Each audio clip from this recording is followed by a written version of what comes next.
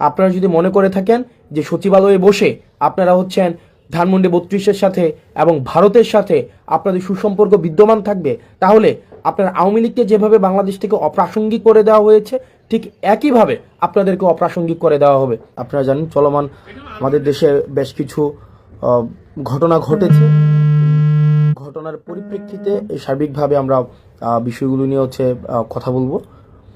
প্রথমত যে বিষয়টি সেটি হচ্ছে যে আমরা আওয়ামী লীগের প্রতি এক ধরনের সিম্প্যাথি ক্যাম্পেইন আমাদের রয়েছে। আমাদের মধ্যে কালচারাল যে হিজামনিটা আওয়ামী লীগ ক্রিয়েট করেছে, তাদের মধ্য দিয়ে আমরা দেখছি আওয়ামী প্রীতি, যে আওয়ামী লীগের প্রতি একটা সিম্প্যাথি দেখানোর চেষ্টা করা হচ্ছে, যে আওয়ামী লীগ এটা করেছে সেটা করেছে, আওয়ামী লীগের প্রতি ন্যায্যতা নিশ্চিত করা হচ্ছে না, আওয়ামী লীগকে বাক স্বাধীনতা থেকে তাদেরকে রুদ্ধ করা হচ্ছে, তাদেরকে সভা সমিতির থেকে বঞ্চিত করা হচ্ছে, এই ধরনের কথাবার্তা বলা হচ্ছে। আপনারা যে যে জায়গা থেকে যুক্ত হচ্ছেন আপনাদের সবাইকে সালাম জানাচ্ছি, আসসালামু আলাইকুম।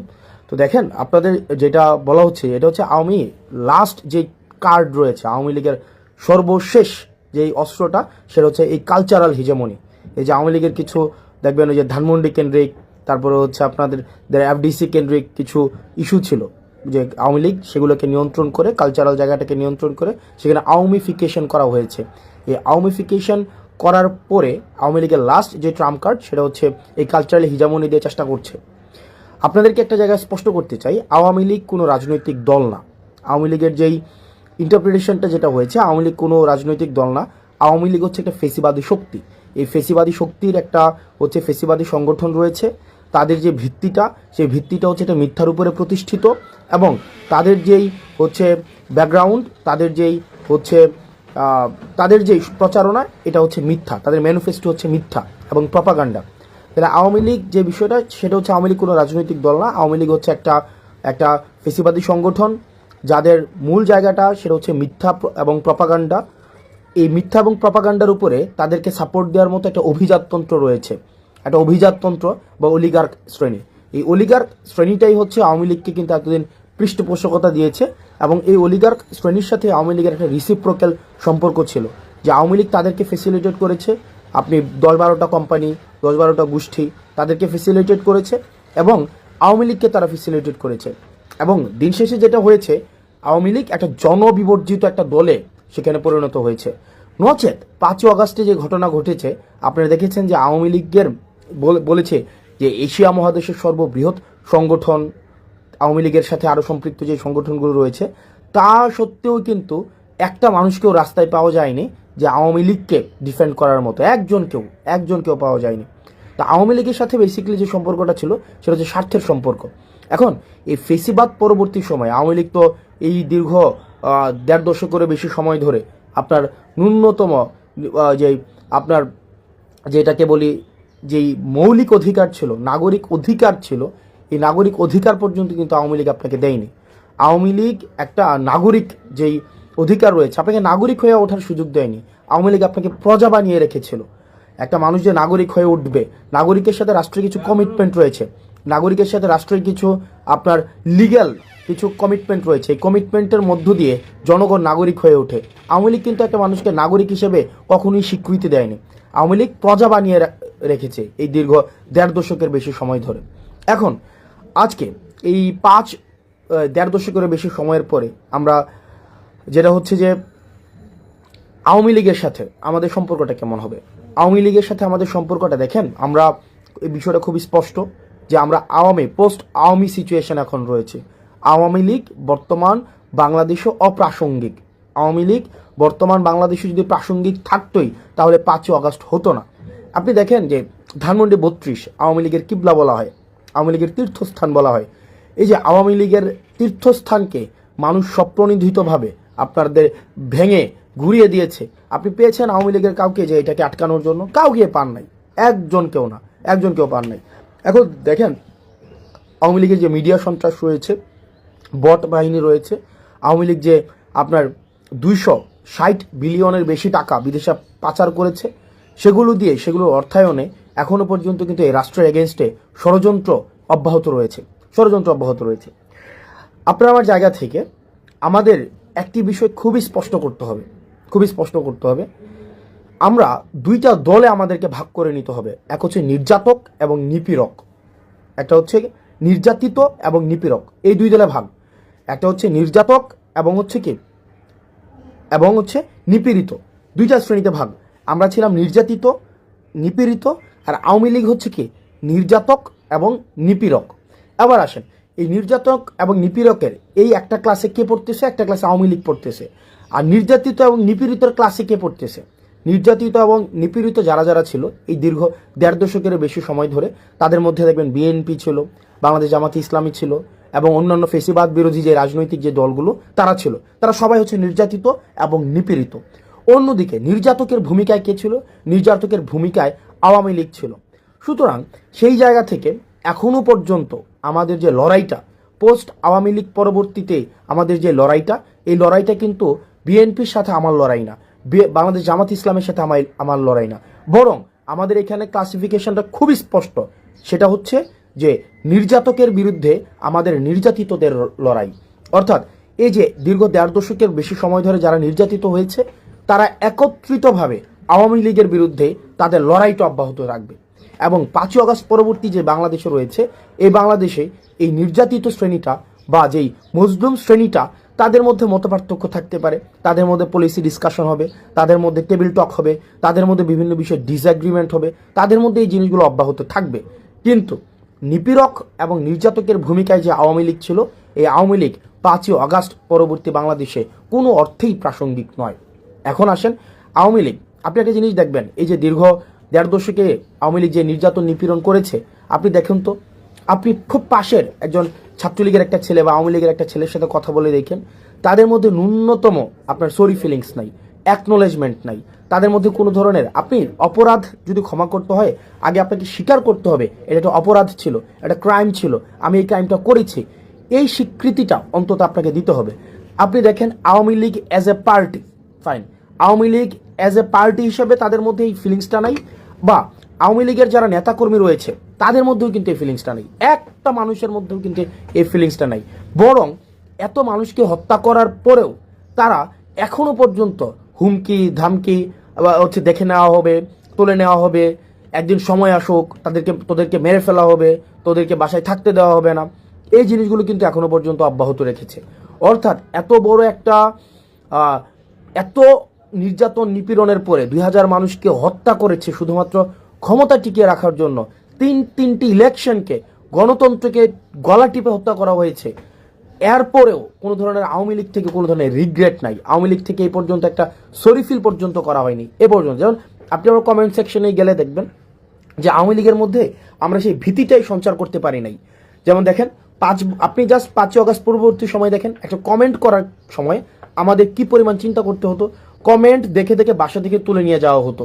দেখেন আপনি যদি আমার কমেন্ট সেকশনে দেখেন, তাহলেই দেখতে পাবেন যে আওয়ামী লীগের যে শুয়োর ছানারা রয়েছে, আওয়ামী লীগ সমর্থিত যে শুয়োর ছানারা রয়েছে, তাদের এখনো পর্যন্ত কি অবাধ ফ্রিডম, তারা কিন্তু এই ফ্রিডমটা কিন্তু চর্চা করতে পারছে। এবং এই আপনি যদি বলেন 5ই আগস্ট পরবর্তী সময়ে স্বাধীনতাটাকে সবচেয়ে বেশি উপভোগ কারা করছে, সেটা হচ্ছে আওয়ামী লীগ করছে।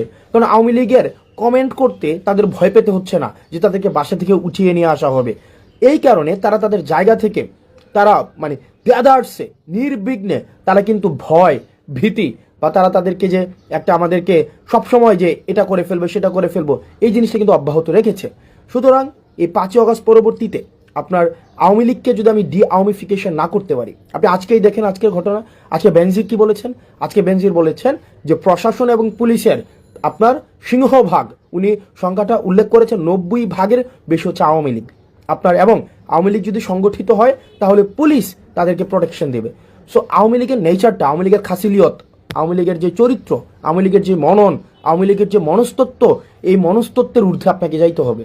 আওয়ামী লীগকে আপনার একদম আমরা আমাদের জায়গা থেকে এই বিষয়টিকে নিশ্চিত করতে হবে, পরবর্তী বাংলাদেশের খাসিলিয়তে, পরবর্তী বাংলাদেশের চরিত্রতে, পরবর্তী বাংলাদেশের মননে, মগজে, মনস্তত্ত্বে আওয়ামী লীগ একটি অপ্রাসঙ্গিক। আওয়ামী লীগ নামে, আওয়ামী লীগের চরিত্র ধারণ করে, আওয়ামী লীগের আদর্শ ধারণ করে আবার কেউ কখনো এই রাজনীতিতে কখনোই আর রিহ্যাবিলিটেড হইতে পারবে না। আপনি দেখেন একটা জিনিস নিশ্চিত করতে হবে। তার মানে আমরা এই জায়গায় একটা ডিমার্কেশন লাইন আমরা স্পষ্ট করেছি। এক হচ্ছে আওয়ামী লীগের সাথে আমরা একদম একটা ডিমার্কেশন লাইন, যে তাহলে নির্যাতক হিসেবে আওয়ামী লীগ চিহ্নিত, সে 5 আগস্ট পরবর্তীতে বাংলাদেশে অপ্রাসঙ্গিক। এবার আমরা যারা নির্যাতিত, এই নির্যাতিতর আমব্রেলাতে কারা কারা রয়েছে? নির্যাতিতর আমব্রেলাতে যারা যারা গণতন্ত্রের পক্ষে ছিল, বিএনপি ছিল, জামাতে ইসলামী ছিল, অন্যান্য যে রাজনৈতিক ফেসিবাদ বিরোধী যে রাজনৈতিক দলগুলো ছিল। আমাদের পরবর্তী বাংলাদেশটা আমাদের। এখন এই আমাদের বাংলাদেশে আমাদের মধ্যে গণতান্ত্রিক সৌন্দর্য, আমাদের মধ্যে মত পার্থক্য থাকবে, এক বিষয়ে সবাই একমত হব, এটাও একটা ফেসিবাদী চরিত্র যে সব বিষয়ে আমাদের একমত হইতে হবে। আমার অনেক কিছুই বিএনপির মতামতের সাথে আমার অনেক কিছুই মিলবে না, আমার অনেক কিছুই জামাতে ইসলামের সাথে মতামতের সাথে মিলবে না। একই বিষয় আমার সাথেও তাদের অনেক কিছুই মিলবে না, কিন্তু বিষয়টা ওই বাংলাদেশ থেকে আমরা উত্তরণ ঘটিয়েছি। যদি আমার সাথে মতামতের না মিলে বিএনপি থেকে আমাকে উঠিয়ে নিয়ে যাওয়া হবে, জামাতে ইসলাম থেকে আমাকে উঠিয়ে নিয়ে যাওয়া হবে, ওই যে বাংলাদেশটা ছিল ওই চরিত্রের বাংলাদেশ থেকে এই চরিত্র আমরা উত্তরণ ঘটিয়েছি। পরবর্তী বাংলাদেশটা, এই বাংলাদেশটা আমাদের। আমরা যারা গণতন্ত্রের শক্তি ছিলাম, আমরা যারা এই ফেসিবাদকে উৎখাত করেছি, এই বাংলাদেশটা আমাদের। এই আমাদের বাংলাদেশে আমরা সচেতন থাকতে হবে। আমাদের রাষ্ট্রীয় সম্পদগুলো আমাদের, এই মানুষগুলো আমাদের। আমরা আমাদের জায়গা থেকে এই ভারত বিরোধী আগ্রাসন এবং এই আওয়ামিফিকেশনে আমাদের গুরুত্ব থাকবে।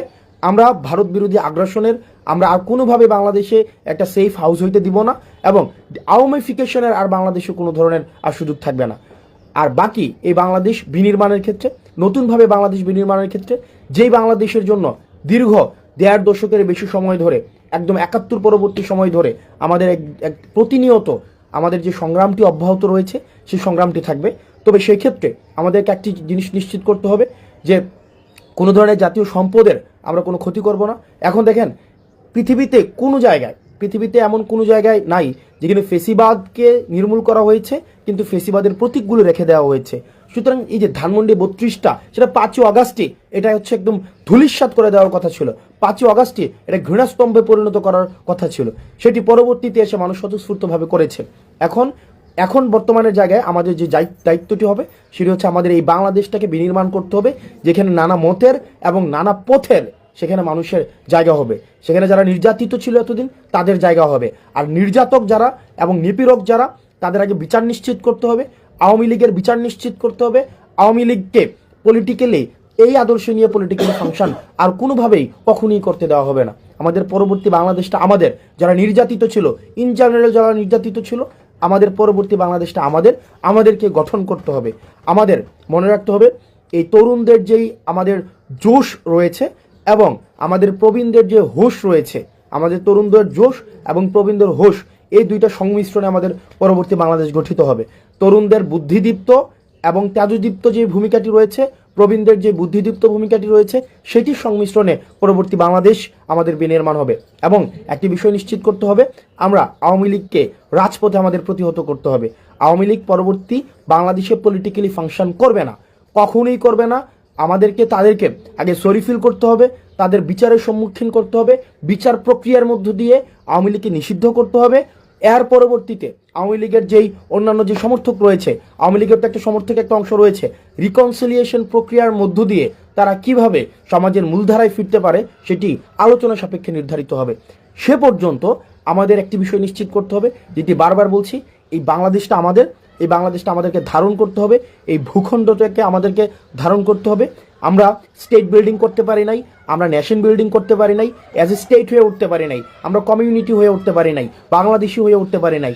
আমরা হয়ে উঠেছি আওয়ামী লীগ হয়ে, বিএনপি হয়ে, জামাতে ইসলামী হয়ে, হিন্দু হয়ে, মুসলমান হয়ে, কিন্তু অ্যাজ এ কমিউনিটি হয়ে, আমরা একটা সিভিলাইজ সোসাইটি হয়ে, নাগরিক হয়ে আমরা কখনোই বাংলাদেশে উঠতে পারি নাই। আমাদেরকে ইন্টেনশনালি ডিভিসিভ পলিটিক্সের মধ্য দিয়ে আমাদেরকে আশরাফ এবং আতরাফে বিভক্ত করে রাখা হয়েছে। আমাদের এই ভূখণ্ডের আমাদের দখলদারিত্ব নিতে হবে, এই ভূখণ্ডকে আমাদেরকে ধারণ করতে হবে এবং আমাদেরকে নাগরিক হয়ে উঠতে হবে। এই আওয়ামিফিকেশন প্রত্যেকটা পর্যায় থেকে আমাদের চলমান রাখতে হবে। এবং যারা আমলা রয়েছেন এবং পুলিশ প্রশাসনে রয়েছেন, আপনাদেরকে একটা বিষয়ে সতর্ক করতে চাই এবং একই সাথে অনুরোধ করতে চাই। আপনাদের প্রচলিত যে আওয়ামী লীগীয় যে কালচার ছিল, চেষ্টা, তদবির, দুর্নীতি, গুম, খুন, হত্যা, নিপীড়নে, সেখানে আপনাদেরকে স্রেফ একজন হাতিয়ার হিসেবে ব্যবহার করা হয়েছে। এই জিনিসটা বুঝুন। আপনারাও আপনাদের যেই যথাযথ জায়গা, যে এন্টাইটি, সেটাকে আপনারা বুঝে নেন। জনগণের দখলদারিত্ব আপনারা বুঝে নেন। আপনারা রাষ্ট্র জনগণের কাছে অ্যাকাউন্টেবল। এই জিনিসটাকে আপনারা ওন করেন। আপনারা মানুষকে সার্ভ করতে আসছেন, আপনারা committed two people, not committed two political party. এই জিনিসটাকে ওন করুন। আদারওয়াইজ ধানমন্ডি 32-এ যেটা হয়েছে, জনগণ, এই জনগণ এবং নাগরিক সবচেয়ে শক্তিশালী।